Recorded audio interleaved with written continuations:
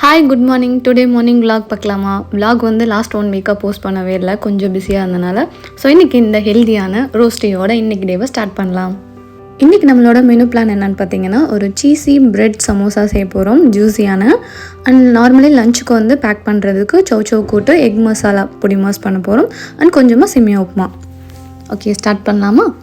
இன்றைக்கி டாபிக் வந்து விமன்ஸோட financial independent பற்றி பேசலாம்.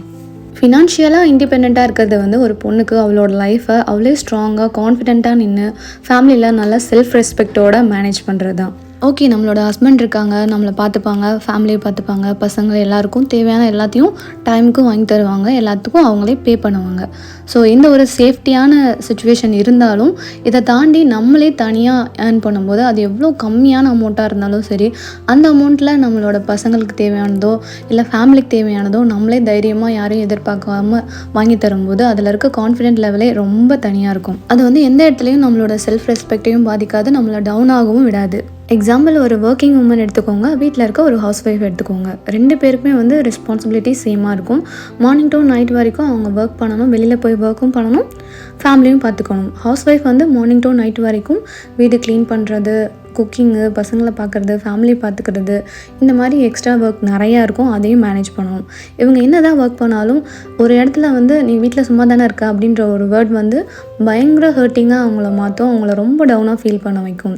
இதுவே வந்து ஒர்க் போகிற பொண்ணுக்கு வந்து அந்த ஒரு கொஷின் வந்து அவங்களுக்கு கேட்குறதுக்கான ரைட்ஸே அவங்க ஃபேமிலிக்கு யாருக்குமே வராது. அவங்க எவ்வளோ கம்மியாக ஏர்ன் பண்ணாலும் அவங்க நினைக்கிறத, அவங்க பசங்களுக்கு தேவைப்படுறத கான்ஃபிடென்ட்டாக வந்து யோசிக்காமல் வாங்க முடியும். இதுவே ஹவுஸ் ஒய்ஃபாக இருந்தால் அவங்களுக்கு தேவையான ஒரு சின்ன பொருளாக இருந்தாலும் சரி, இல்லை பசங்க எதனா ஸ்நாக்ஸ் கேட்டால் கூட சரி, அதுக்கு வந்து ஹஸ்பண்ட் எதிர்பார்க்கணும், யார்கிட்டையாவது நம்ம சேவிங்ஸ் அமௌண்ட் வெயிட் பண்ணணும். ஸோ இப்படி ஒரு நிலமை வந்து ரொம்பவே ஹர்ட்டிங்காக இருக்கும். அது மட்டும் இல்லாமல் ஹஸ்பண்டோட ஏர்னிங்ஸே நம்பி இருக்கவங்க வந்து ஒரு ஸ்டேஜில் வந்து அவங்களால ஒர்க் பண்ண முடியாமல் போயிட்டாலோ இல்லை பிஸ்னஸ் லாஸ் இந்த மாதிரி எதுனா ஆகிட்டா கூட எமர்ஜென்சி டைமில் நம்மளோட ஏர்னிங்ஸ் வந்து நம்மளோட ஃபேமிலிக்கு ரொம்ப கான்ஃபிடென்ட்டாக வந்து ஹெல்ப் பண்ணும். அண்ட் இப்போவே வந்து உங்களோட பிஸ்னஸோ இல்லை ஒரு சின்ன ஏர்னிங்ஸ் வரதுக்கான க்ரியேட்டிவிட்டியோ நீங்கள் கண்டிப்பாக வந்து ட்ரை பண்ணுங்கள். ஸோ இது வந்து உங்களோட செல்ஃப் ரெஸ்பெக்ட் அண்ட் கான்ஃபிடென்ஸ் லெவலில் வேறு லெவலில் பூஸ்ட் பண்ணும். அப்படி கஷ்டப்பட்டு சம்பாதிக்கிற நம்மளோட ஏர்னிங்ஸ்லேருந்து வர மணியை ஒரு லாங் டேர்ம் சேவிங்ஸ்லேயும் ஷார்ட் டேர்ம் சேவிங்ஸ்லேயும் கண்டிப்பாக இன்வெஸ்ட் பண்ணுங்கள். ஸோ இது வந்து நம்மளோட ஃபேமிலிக்கு ரொம்ப யூஸ்ஃபுல்லாக இருக்கும், எமர்ஜென்சி டைம்லேயும் ஹெல்ப்ஃபுல்லாக இருக்கும். நெக்ஸ்ட் ஒரு இன்ட்ரெஸ்டிங் vlogல பார்க்கலாம். பாய்.